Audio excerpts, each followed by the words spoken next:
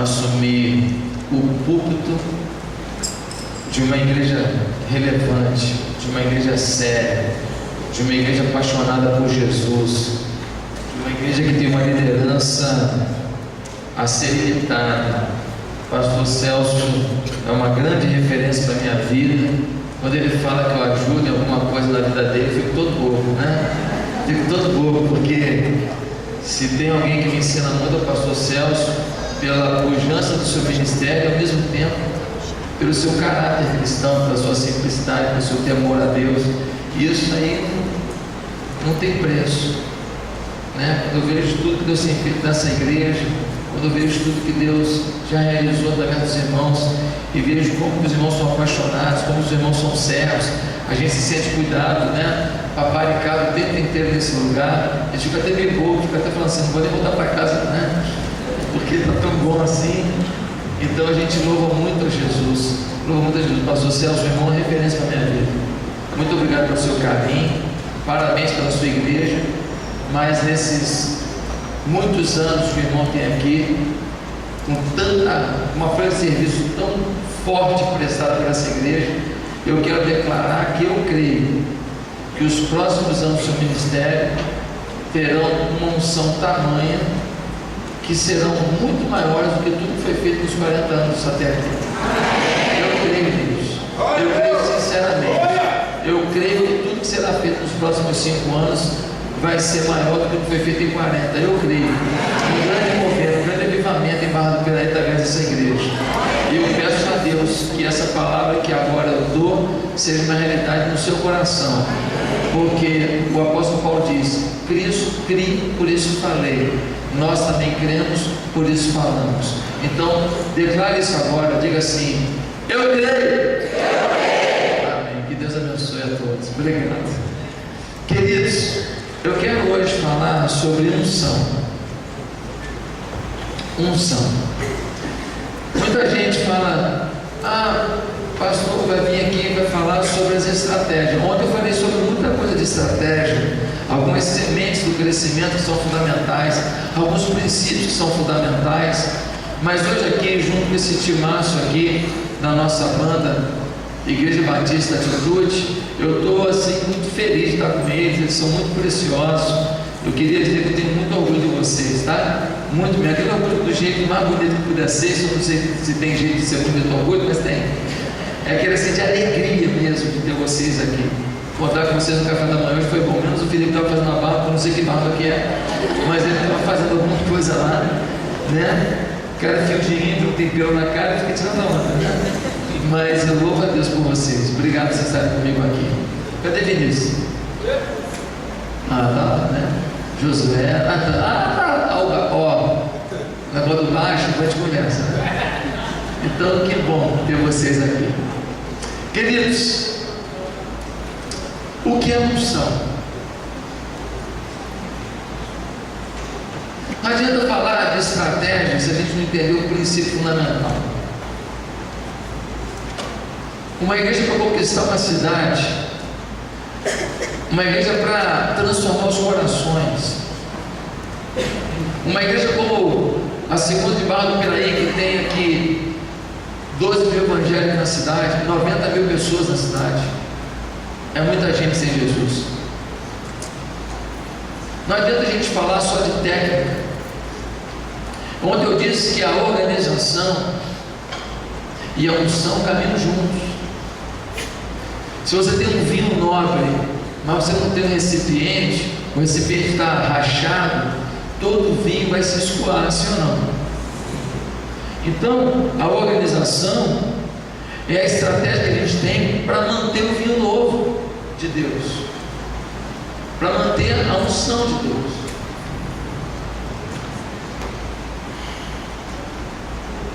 Você precisa entender esse princípio fundamental. O que é unção? Unção é um termo com origem no latim ungere, que significa untar. A unção é o efeito de untar com algum produto oleoso uma parte do corpo. No sentido bíblico, é Deus untando, passando o azeite do Espírito, um simbolismo do Espírito Santo. Ou seja, é Deus untando você, passando o azeite do Espírito em sua vida, e a partir dessa unção você tem um poder, você tem uma presença, você tem uma presença manifesta, uma alegria, um vigor espiritual, um discernimento espiritual, uma percepção espiritual, uma intimidade de Deus na sua vida que é percebida por quem convive com você. Uma pergunta para você: você tem unção? Pastor, eu nem sei se eu tenho. Ah, você não sabe não? 1 João capítulo 2 versículo 20 vai dizer: e vós tendes a unção do Santo. Eu tenho uma boa notícia para você: se você se converteu, se você aceitou a Cristo como Senhor da sua vida, você pode ser até um crente meio sem vergonha, um cristão que deixa furo, uma pessoa que está falhando, mas Deus depositou na sua vida uma unção que talvez esteja bloqueada, que talvez esteja totalmente guardada, escondida, mas Deus, quando entra com o seu Espírito na vida de um cristão, com ele vai uma porção de unção, que se você deixar acontecer, essa unção vai fazer com que brote dentro de você rios de águas vivas, que vão saciar a sede de todo mundo ao seu redor. Onde você chegar, vai chegar unção, porque quando você bota a mão numa travessa que foi untada para botar um pão de queijo ali no colar na travessa, se você botar a mão nela, o que acontece com você? Você fica com a mão que engordurada, oleosa, não tem jeito, não dá para encostar e não sentir que tem presença, que tem a unção ali, está untado. Quem tiver contato com você lá na farmácia, lá no trabalho, lá na manicure, lá na academia, ele bota a mão em você, ele fala com você e ele fica oleoso. O azeite do Espírito toca nele, mexe com ele, você dá uma untadazinha nele. Queridos, se todos os crentes têm um nível de unção disponível, eu quero falar hoje sobre esse tema: unção desperdiçada. Unção desperdiçada. Deus depositou um potencial de unção sobre a sua vida. Deus, quando colocou o Espírito dele dentro de você, colocou um potencial de unção. Agora, querido, essa unção pode estar desperdiçada. Havia um profeta muito ungido de Israel, seu nome é Elias. Elias era um homem ungido por Deus.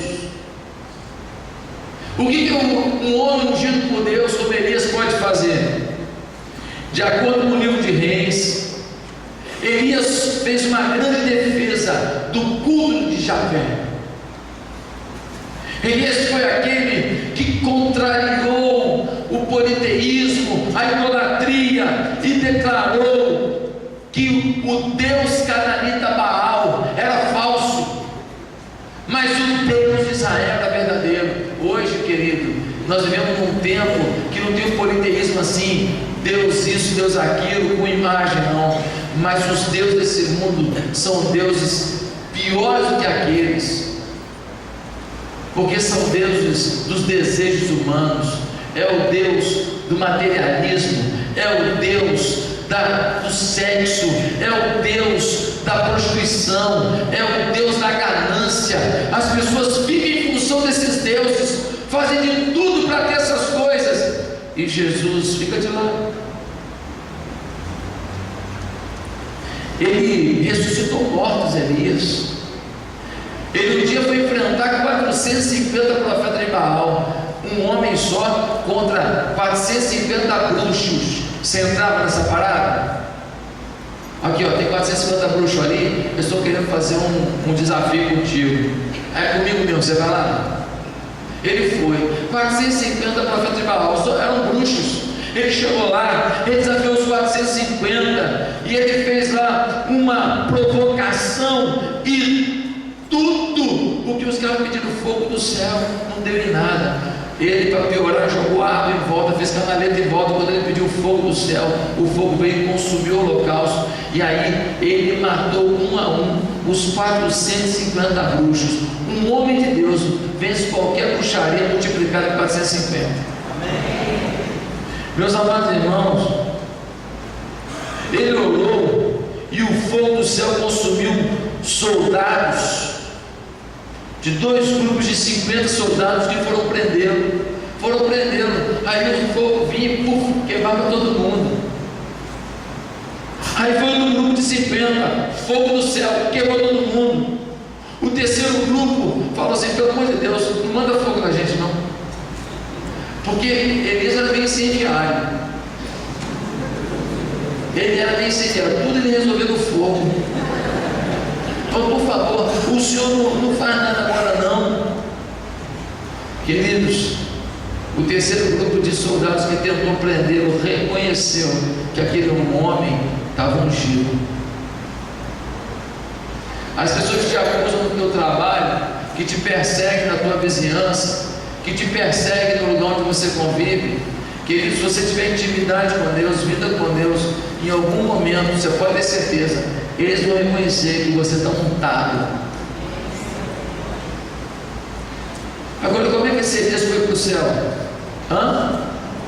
Num redemoinho, numa carruagem de fogo. Deus falou assim: Elias, você é tão ungido, eu não quero nem que você veja a morte. Eu vou te trazer para o céu. Aí ele vai numa carruagem de fogo, num redemoinho ao céu. Olha a forma como Deus trouxe para si Elias. Elias, eu não aguento mais ver você longe de mim, eu quero você bem pertinho, vem para cá. Sobe, Elias.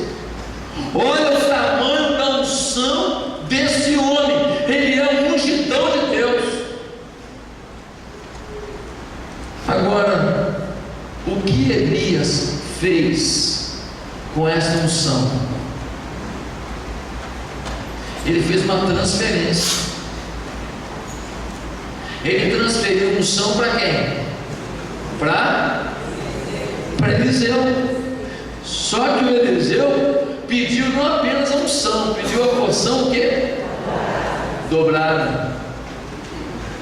Um dia o Elias falou para o Eliseu: Eliseu, você está me seguindo todo quanto é lado, cara, você não larga do meu pé. Aonde eu vou, você está comigo, rapaz. Sai, chulé, não te larga. E Elias foi para um lugar, falou: pode ficar aí que eu vou para outro lugar. Falou: eu vou contigo. Aí o Elias chegou no outro lugar, falou assim: agora daqui eu vou sozinho, você pode ficar aqui. Ele falou: não te larga. Aí ele foi para outro lugar, o Elias falou assim: agora já está bom, você fica por aqui que eu vou seguir meu caminho. Ele falou assim: nem adianta, eu não largo do teu pé, eu vou onde você for, Elias. Aí o Elias falou assim para ele: o que você quer afinal? Se o Elias fala para mim o que você quer afinal, eu falo assim: me dá 10% dessa unção. Não estava bom não? Um cara que vence 450 bruxos, um cara que quando os soldados vêm prendê-lo, morre tudo queimadinho, vira tudo churrasquinho. Um cara que os soldados vêm, o terceiro grupo vem e fala assim: pelo amor de Deus, não queima a gente não, nós reconhecemos que o Senhor é. Um camarada que ressuscitou mortos. Querido, o que eu vou pedir para esse cara? Dá 10% dessa unção. Mas aí o Eliseu falou o que para ele? Quem lembra? Eu quero porção dobrada. Meu Deus, Senhor, é abusado, Eliseu. Como é que ele vira para o homem mais ungido da terra e fala: eu não quero o que você tem não. Essa aqui é quantos por cento? O dobro. Tem uma lição para a gente aqui.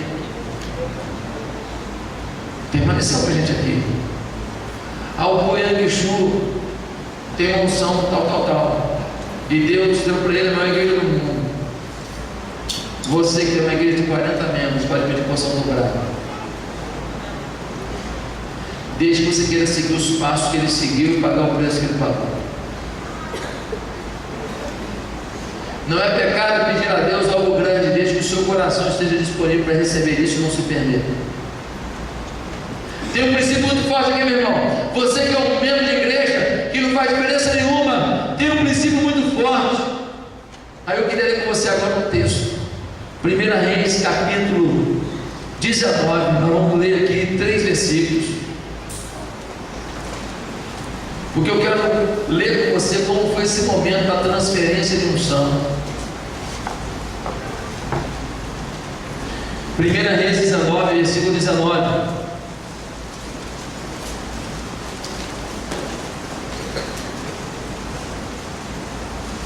Diz assim, amém? Samuel, Reis, Crônicas, Velho Testamento, amém? Diz assim, o chamado de Eliseu. Então Elias saiu de lá e encontrou Eliseu, filho de Safate.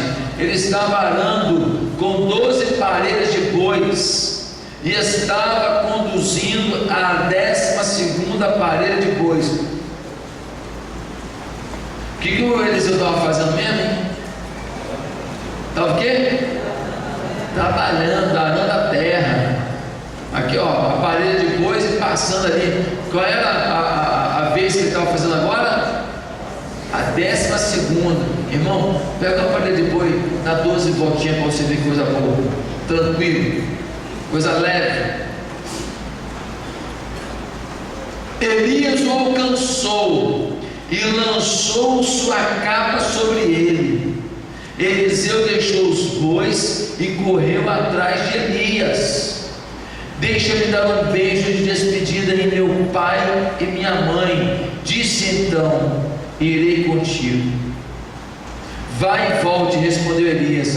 Lembre-se do que lhe fiz. E Eliseu voltou, apanhou a sua parelha de bois e os matou. Queimou o equipamento de arar para cozinhar a carne e a deu ao povo. E eles comeram. Depois partiu com Elias, tornando-se o seu auxiliar.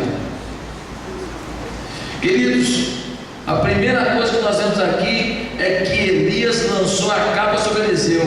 Esse era um ato de convite. Quando ele lançou a capa dizendo, quer ser meu discípulo? Quer entrar comigo? Convite feito a quem? A quem estava parado? Não, a quem estava trabalhando.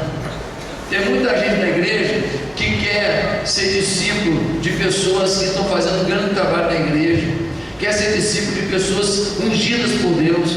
Mas querido, o que você está fazendo? Não, quando eu for discipulado eu vou começar.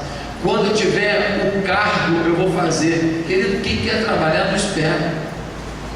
Quem quer realizar não espera. Ele mete a mão na arada e sai fazendo. Ele mete bronca. Deus não quer convocar para ser um grande discípulo gente que está parada e não quer nada. Deus quer cuidar de gente que tem disposição, gente que não está aí em berço esplêndido, gente que quer fazer alguma coisa para Deus. Você quer? Disposição, irmão. Eu já estou com 78 anos, meu tempo passou. Quem diz? A velhice não é aqui o vosso descanso. A minha avó morreu com 100 anos, querido. 100 anos. 78 você está garoto. 100 anos. Você não pode abrir mão de fazer o que você pode. Não o que você não pode. Você não pode abrir mão do que você pode. Em Deus. Ele fez um convite a um cara que estava trabalhando, a um rapaz determinado. Quando foi feito o convite a Davi, Davi estava fazendo o quê? Para ser o rei de Israel? Trabalhando. Gideão, quando foi convocado, estava fazendo o quê? Trabalhando. Irmãos, o convite foi feito a um jovem trabalhador. Versículo 20 diz que ele aceitou. Ele aceitou e mostrou o quê? Um valor de família. Ele falou: Elias, eu quero ser seu discípulo, mas eu posso despedir do meu pai e da minha mãe? Ninguém quer servir a Deus pode ignorar a sua família. Ninguém quer servir a Deus pode tratar a sua família como uma coisa desprezível. Ele quis dar um beijo de despedida no pai e na mãe. E aí ele faz o quê? Ele mata os bois que estavam usando para poder arar a terra e faz um churrascão. e faz o quê? Oferece um churrasco de despedida para o povo.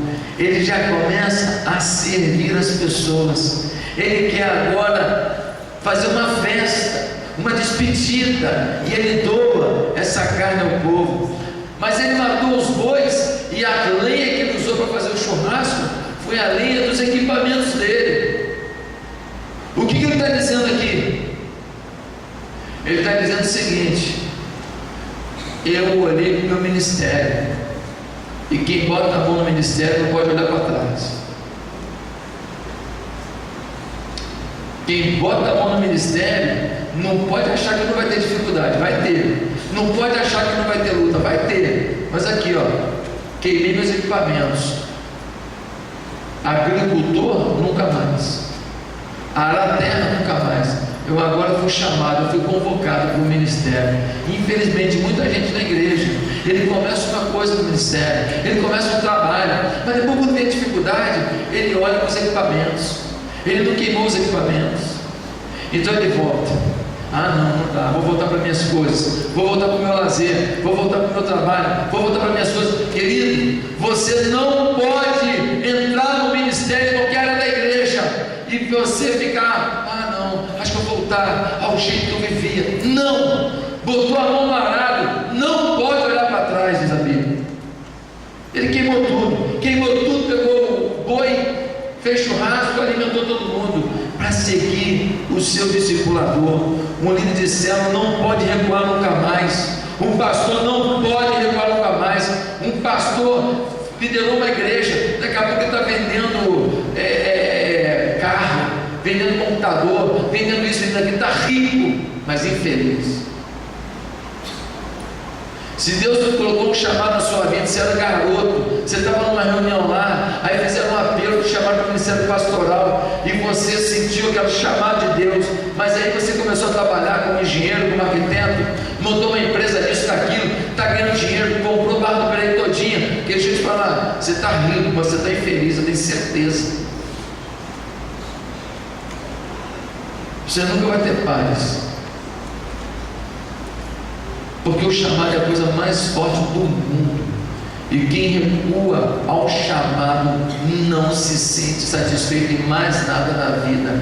Eu era analista de sistemas, trabalhava num banco de investimentos, ganhava participação dos lucros, tinha uma vida legal, carro zero para mim, carro zero para minha mulher, morava num apartamento na Praia da Viga, na Ilha do Governador, era um apartamento usado, mas era próprio já, a vida caminhando e tal. Irmão, o dia que eu subi a ladeira do Seminário do Sul e eu vi aquela placa, Seminário Teológico Batista do Sul do Brasil, desde 1900 e tereteté, lapidando vocações, eu parei meu carro, chorei que nem um bebê, porque o chamado é a coisa mais linda do mundo.